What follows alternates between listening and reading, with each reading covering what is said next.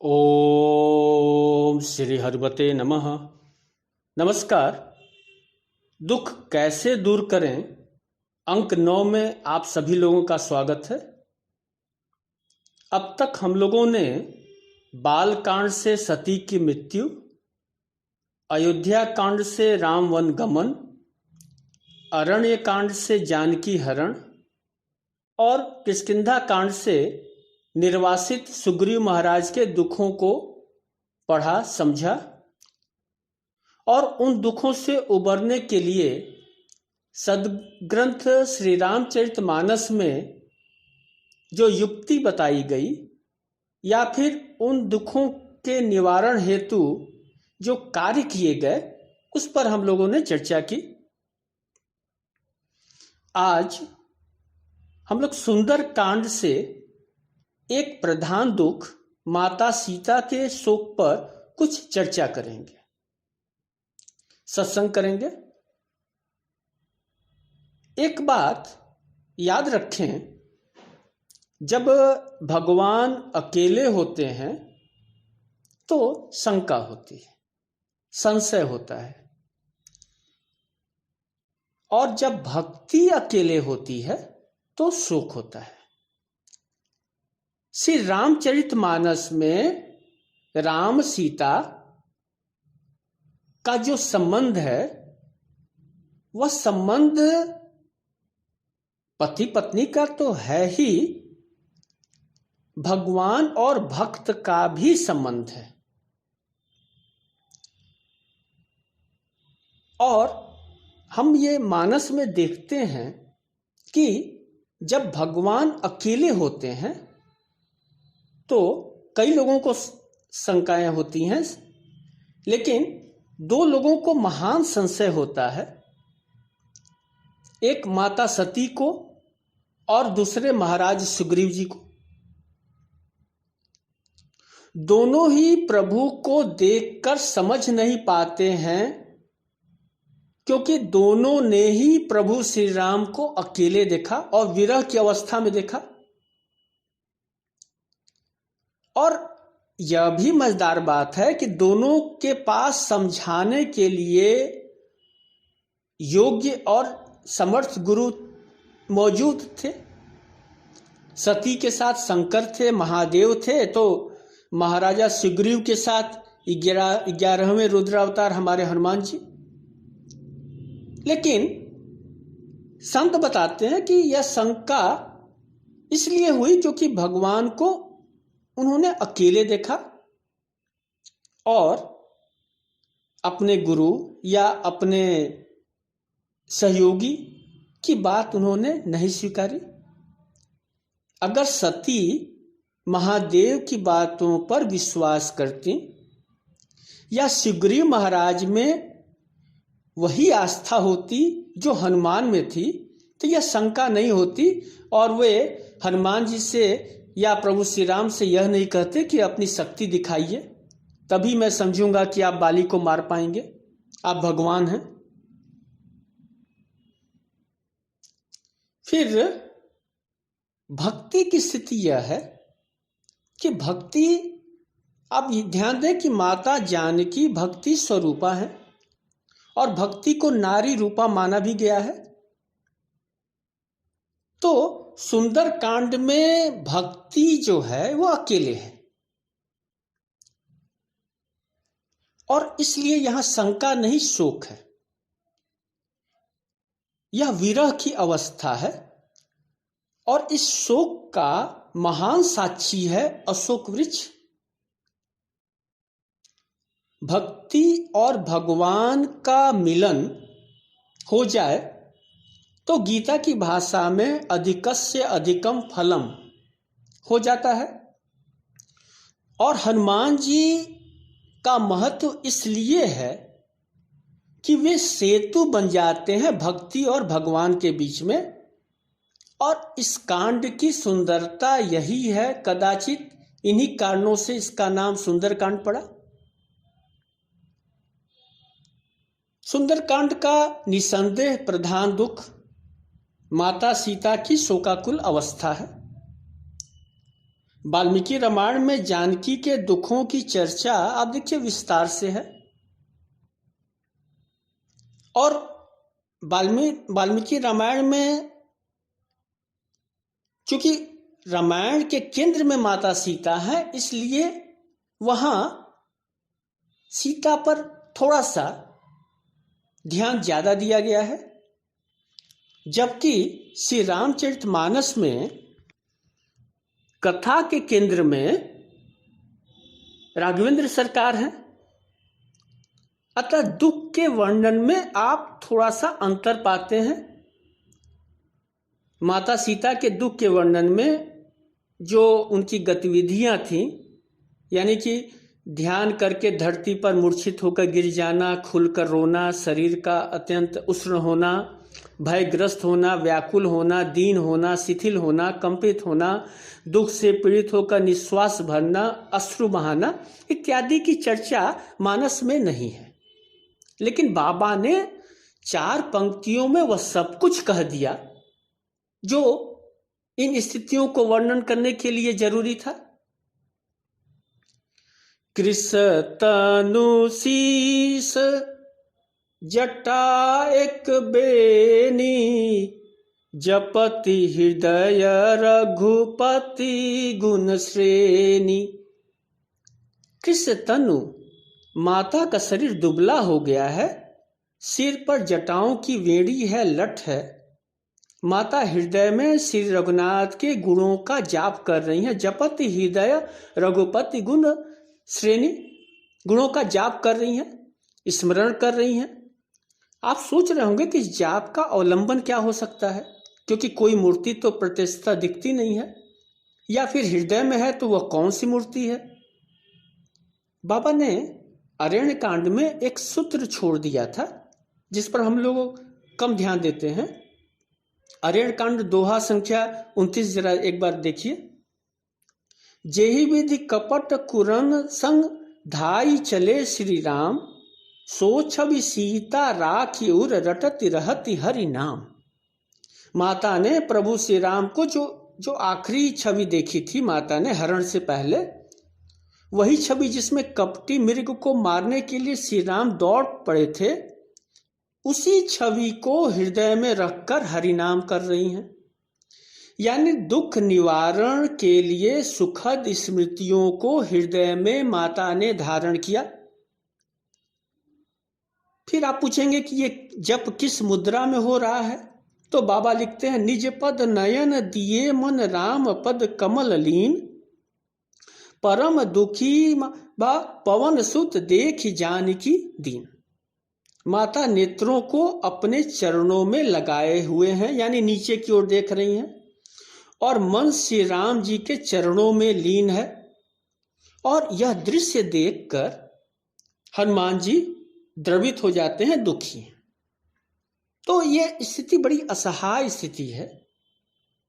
यह परम दुखी होने का संकेत है।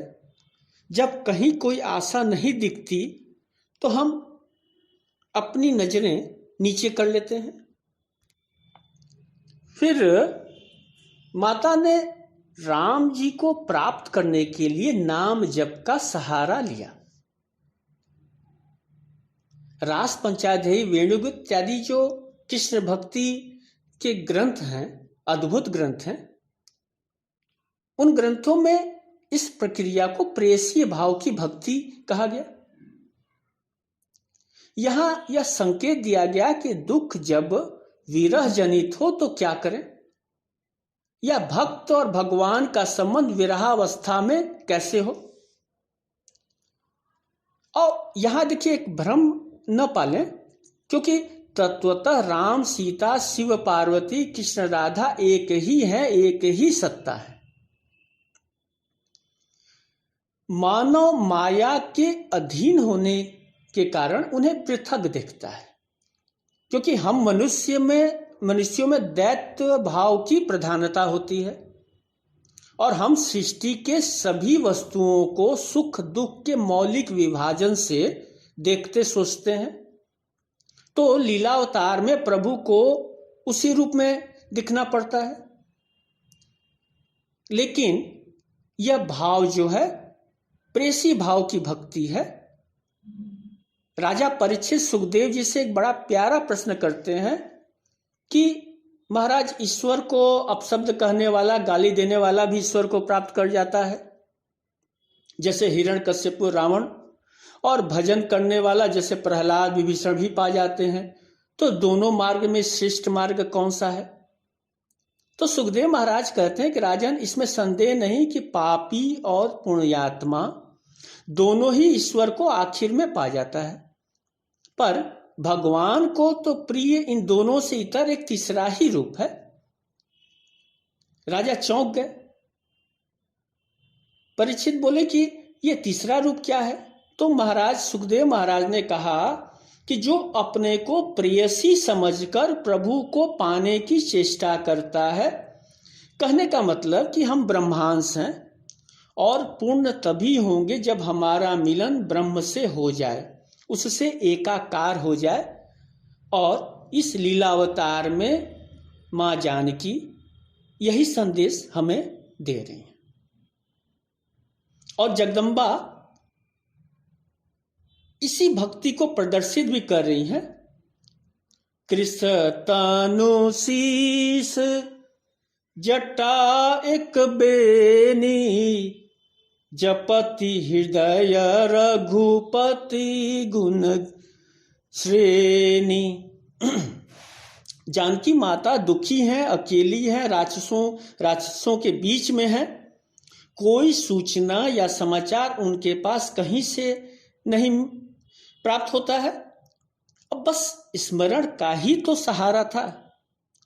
शरीर की शक्ति क्षीण हो चुकी थी, केश जटाजुट। तो प्रभु मिलन की आशा को जीवित रखने का एक उपाय था स्मरण, स्मरण, स्मरण। और माता देखिए वही कर रही हैं। कृष्ण तनु शीस जटा एक बेनी, जपति हृदय रघुपत गुण श्रेणी। तो यह भी ध्यान दें कि प्रेसी भाव की भक्ति का गहरा संबंध आंसुओं से होता है। असुवन जल सींच सींच प्रेम बेली बोई, मीराबाई का कथन है। तो माता की भक्ति आर्द्र है, शुष्क नहीं है, और इसीलिए उनकी पुकार फलीभूत होती है और हनुमान रामदूत बनकर पहुंच जाते हैं। रामदूत मैं मातु जानकी, सत्य शपथ करुणा निधान की। हनुमान जी अशोक वाटिका में अपना परिचय, प्रथम परिचय यही कहकर देते हैं कि माता मैं राम का दूत हूं, मैं उस करुणा निधान की शपथ लेकर कहता हूं। फिर हनुमान जी विस्तार से सब समाचार सुनाते हैं। आप जानते हैं, नर वानर के मिलन की कथा सुनाते हैं, उन्हें आश्वासन देते हैं, और इस आश्वासन का लाभ भी तत्क्षण दिख जाता है। बूढ़त बिरह जलधि हनुमाना, भयहु तात मोह कहूँ जल जाना। माता विरह सागर में डूब रही थी और वो कहते कि हनुमान तुम मेरे लिए जहाज बनकर आ गए। फिर माता जब स्थिर हो जाती हैं तो जैसा कि आप जानते हैं कि हनुमान जी श्री राम का संदेश सुनाते हैं, और सुंदरकांड का पाठ करने वाले उस संदेश की मार्मिकता से परिचित हैं। उन संदेशों में मैं दो पंक्तियों की ओर आपका ध्यान खींचना चाहूंगा। प्रभु श्री राम जानकी माता के लिए संदेश भेजते हैं। कहेउ ते कछु दुख घटी होई, काहि कहौं यह जान न कोई। जानत प्रिया एक मनु मोरा, सो मनु सदा रहत तोहि पाही। यह राम की व्यवस्था है कि राम अपना दुख किससे कहें। इस प्रेम तत्व को उनका मन जानता था, और वह भी तो सीता के पास है, तो अपने दुख को किसके साथ साझा करें। देखिए यह सच है कि दुख कह देने से कुछ घट जाता है। कहूं ते कछु दुख घटी होई, पर किससे कहूं, क्योंकि आपके दुख को कौन जानेगा। तो यह सिर्फ राम की पीड़ा नहीं है, यह हमारे भगवान की पीड़ा नहीं है, बल्कि यह पूरे संसार की पीड़ा है। हम कहाँ ढूंढ पाते हैं कोई व्यक्ति जो हमारी व्यथा सुन सके। दुख बांटने के लिए हम संबंध बनाते हैं, कई संबंध बनाते हैं, पर संबंधों में वह समझ कहाँ। और कलयुग में तो और भी नहीं है, और यह भी एक हमारे दुख का कारण है। खैर, बात माता जानकी की करें तो माता का दुख रामदूत हनुमान जी के सहयोग से कुछ कम होता है। प्रभु संदेश सुनत वैदेही, मगन प्रेम तन सुधि नहीं तोहि तेहि। माता विरह अग्नि में जल रही थी, लेकिन प्रभु संदेश पाकर सहजा अवस्था में आ जाती हैं और प्रभु प्रेम में डूब जाती हैं, अपने शरीर की शुद्ध नहीं रहती। मगन प्रेम तन सुधि नहीं तेहि। देखिए, अब बाहरी परिस्थितियां तो नहीं बदली। अशोक वाटिका में ही माता बैठी थी, अभी भी कृष्ण तनु शीस जटा एक बेनी ही थी, पर अब मन आश्वस्त हो चुका था। मन फिर से ईश्वर प्रेम की ओर सन्मुख था। नारदीय भक्ति सूत्र में इसे ही तो भक्ति मानी गई। भक्ति अकेली थी तो शोकाकुल थी, पर जब भगवान से नेह का बंधन बंध गया तो ब्रह्म स्वरूपिणी हो गई, और इसका प्रत्यक्ष लाभ हनुमान जी को मिल गया। माता ने प्रसन्न होकर हनुमान जी को वो आशीर्वाद दिया जो आज तक किसी माता ने नहीं दिया। अजर अमर गुण निधि सुत होहु, करहु बहुत रघु नायक छोहु। आज तक देखिए हमारा हनुमान बूढ़ा नहीं हुआ। हम लोग भले बाबा प्रेम से कह देते हैं, लेकिन चारों युग में बाबा की प्रसिद्धि है। तो आज बस इतना ही। अगले अंक में हम लोग फिर से